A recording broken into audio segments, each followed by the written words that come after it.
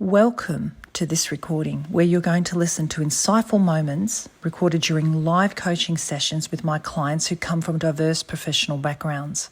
And if you like what you hear today, please share it with your friends and colleagues. And remember to hit the subscribe button now and ensure that you never miss any other episode. Thank you. Okay, so sometimes we have that anxiety in speaking in public, Even the thought of it makes your heart beat fast, or you start to feel uncomfortable. And if you look deeply, there are thoughts, there are beliefs. I'm not going to be good enough. I'm going to disappoint people. Or perhaps I'm going to make a mistake. I'm going to forget my words, lose my words. Who knows what's going on? There's many, many thoughts that give us this outcome to our nervous system. Because even though you know in your mind that it's silly, and you know what you're talking about and you're fully trained, your nervous system does its own thing based on history, a whole heap of things. It doesn't know your age. Your body doesn't know that you're now matured and trained and developed. It's just, there's no age with the body. You you can see that you're aging, but the nervous system is the whole one package. It's your whole life. And in there's all the imprints, particularly over childhood, and traumas and beliefs and ways that we were trained as people, passing and failing tests, all those things meant that there was an in and an out.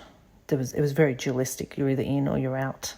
There wasn't much about you can keep going and you can keep training and any of those thoughts that say, okay, so this time it wasn't what you expected. Let's try again. Let's make some adjustments. Let's make some changes. Not at least in the old world.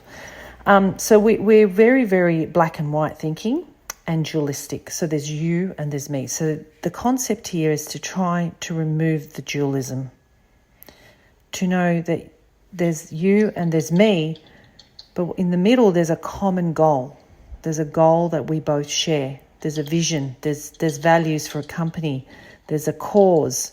So coming into that space where it's serving the other and serving you because you're there also for that purpose and it's also the other person's invested purpose is there, that can help you stay away from you just being an individual over there that might be liked, might not be liked. Now, when you come to the middle, you're open. You say, okay, you have this mindset. Let's just see what everybody else thinks. We're playing together. I'm not playing alone. This is not just about me. It's about together. It's about the we space, not the individual. And so in this space here, you're coming to contribute. You're coming for a cause. You're coming out of that individual into the we space, the collective, out of the internal into the external. And you share, you open. You don't have to defend yourself. If the other person starts to attack you because they've not come into the middle, or they've got a temper, or who knows what's going on, you then have to use the three businesses. There's my business, there's yours, and there's God's business. Meaning I can't really control what others' attitude is towards me. I can be curious and say, oh, that's interesting. So I could have that kind of approach. But if I have that approach of like, oh, you're right, I was so bad, or you should not speak to me like that. We're starting to go back into that individual mindset where we're having to defend ourselves, as opposed to saying, well, that's interesting. I wonder where he's coming from. I wonder where they're coming from. So we've got this constant openness because we're now mature. We now know that we are not an individual. We are a collective. There's no such thing as an individual. On your own, we are on our own, but we're really not. We're here for a common, universal kind of collective. Each one of us is here to be connected to another. And while you stay alone, you'll never be good enough, really. Because what does that mean? What does good enough, what is enough? What is good? All of those are concepts. And we're never going to be good. We're never going to be bad enough either. You can never be bad enough and you can never be good enough. They're just concepts that put us in a corner and don't make us curious and open and non-judgmental. So some of this thinking, for me, even today, the universe is inside of me. It's not outside of me. It's inside of me. So What do I want to create? How can I visualize this where I've got support behind me? That I'm here for a purpose.